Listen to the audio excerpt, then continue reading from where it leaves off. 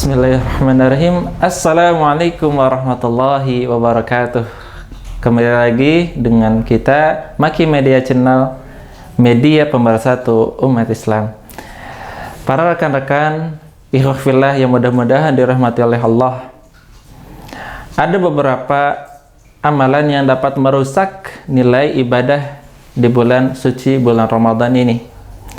Berhubung karena kita sekarang masih berada di awal-awal Ramadan, mari kita gunakan kesempatan yang telah Allah berikan pada kita untuk melakukan amal ibadah dengan sebaik-baiknya. Karena amalan ibadah yang kita lakukan dengan sebaik-baiknya akan menjadi sebuah bekal nanti di hadapan Allah Subhanahu wa taala di akhirat kelak. Para rekan-rekan ikhwan fillah rahimakumullah jami'an. Salah satu di antaranya yang pertama adalah al-amilu bila ilmin kasairi bila dalilin. Orang yang beramal suatu amalan ibadah apabila tidak berdasarkan ilmu, maka dia seperti halnya orang yang berjalan tanpa ada petunjuk. Apabila kita lihat kata garis bawahi kata yang barusan saya sebutkan, kita akan mendapati beberapa kebenaran bahwasanya kebanyakan di antara orang-orang yang tidak memiliki dalil atas sebuah amalan yang dilakukan, maka bisa saja dia dianggap sebagai orang yang tersesat.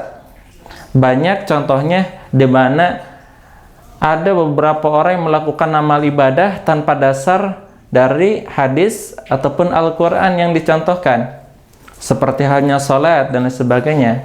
Itu semua amalan yang harus bisa dibarengi dengan dalil. Bahkan di dalam suatu hadis dikatakan, man amila amalan laisa fihi amruna fahuwa raddun. Siapa saja yang melakukan suatu amalan yang tidak ada dasar dalilnya dari kami, maka itu tertolak. Nah, ikhwan fillah, sebuah problematika akan datang ketika seseorang tidak memiliki petunjuk. Bukan hanya saja di amalan ibadah, bahkan di amalan-amalan lain atau aspek-aspek lain pun pasti membutuhkan yang namanya dalil atau petunjuk.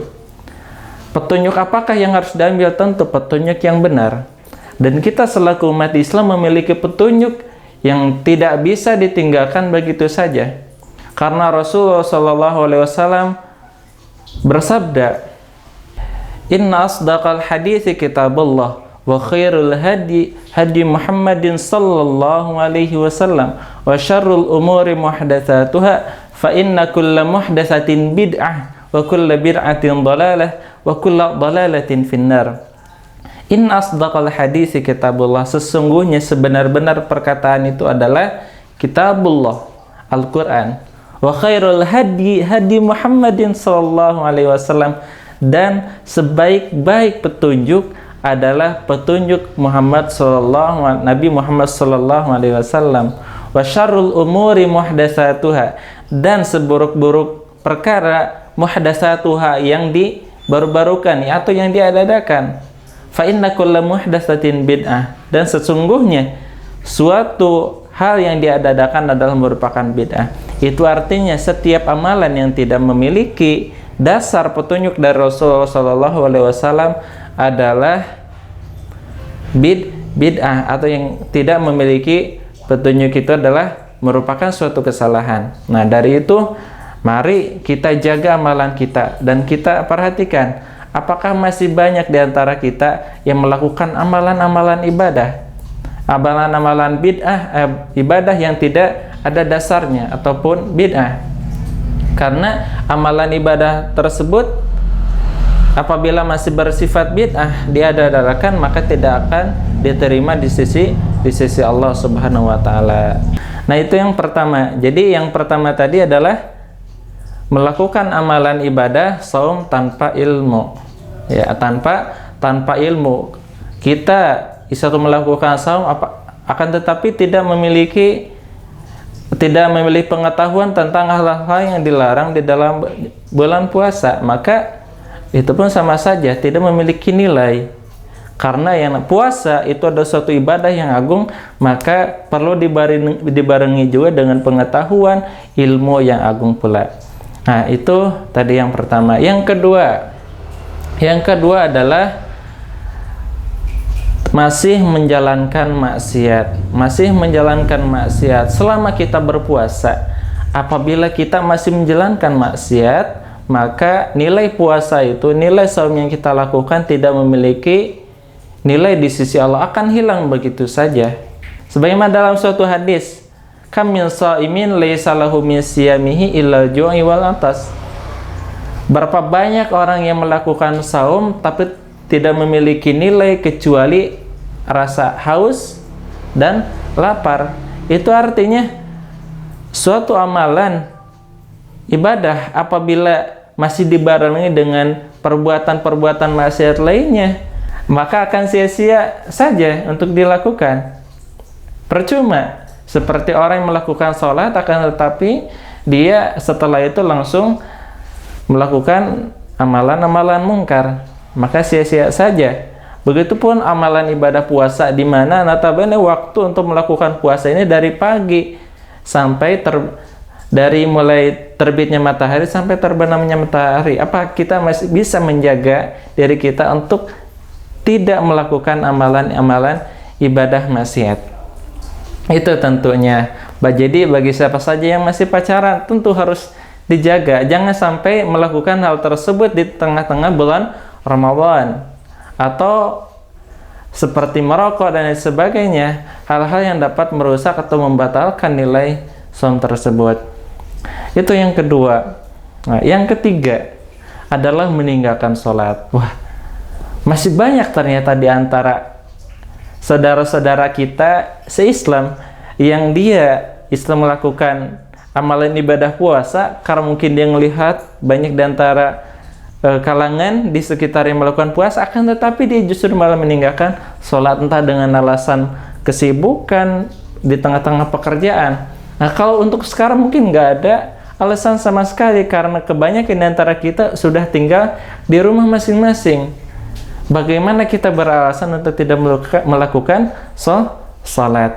Maka ya, orang yang melakukan ibadah saum otomatis harus melaksanakan sholat, karena sholat itu adalah pembatas antara seorang muslim dengan kesyirikan dan kekufuran. Artinya orang yang tidak melakukan sholat, dia bisa jatuh ke dalam kekafiran. Orang yang melakukan sholat akan tetapi tidak saum juga, itu pun sama.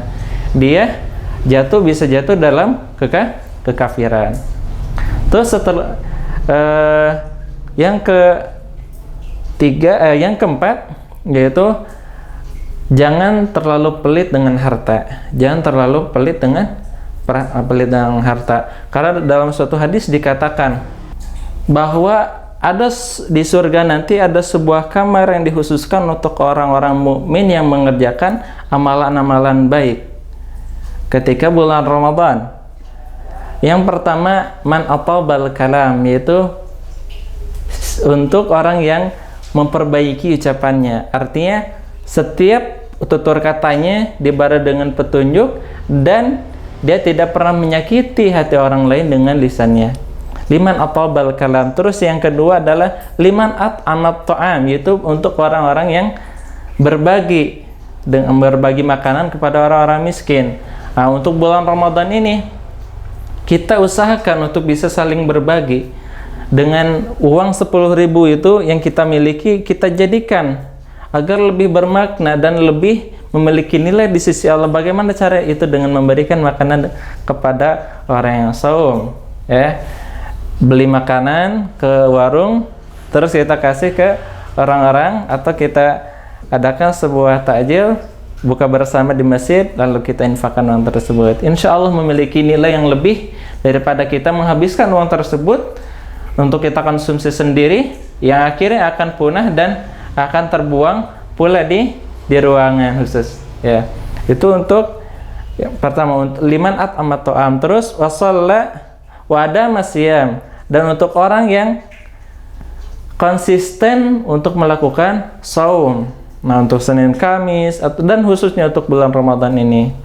Wasalla lillahi bil lail wan nasunyan, wan nasu niyam, dan untuk orang yang sholat, untuk orang yang melakukan sholat kepada Allah ketika orang-orang sedang tertidur pulas. Nah, otomatis ketika pas bulan seperti ini, bulan Ramadan, amalan ibadah apapun akan dilipat gandakan nilai ganjarannya di sisi Allah. Siapa saja yang meninggalkan satu hari untuk tidak melakukan amalan ibadah-ibadah tersebut, niscaya dia akan merasa rugi nanti ketika dikubur atau di akhirat kelak. Kenapa? Karena nilai di bulan Ramadan, nilai apapun, nilai ibadah akan ditinggikan, akan dilipat gandakan. Terus yang kelima adalah untuk tadi amalan-amalan yang dapat merusak nilai di bulan suci Ramadan. Yang kelima yaitu salat tarawih dengan ngebut-ngebut atau salat qiyamul lail secara ngebut.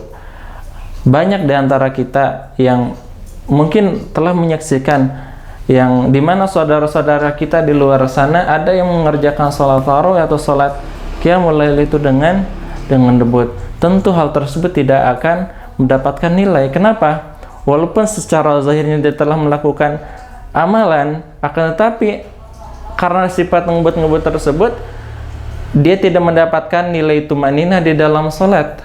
Padahal di dalam satu hadis dikatakan, afdhalus salati tulul qunut, sebaik-baik salat itu adalah yang lama berdirinya. Artinya, kita ketika melakukan salat tarawih atau salat qiyamul lail haruslah kita hayati, karena salat ini mungkin jarang kita lakukan di luar bulan Ramadan, entah karena saking nyenyak tidur atau karena waktu yang bertabrakan dengan kesibukan.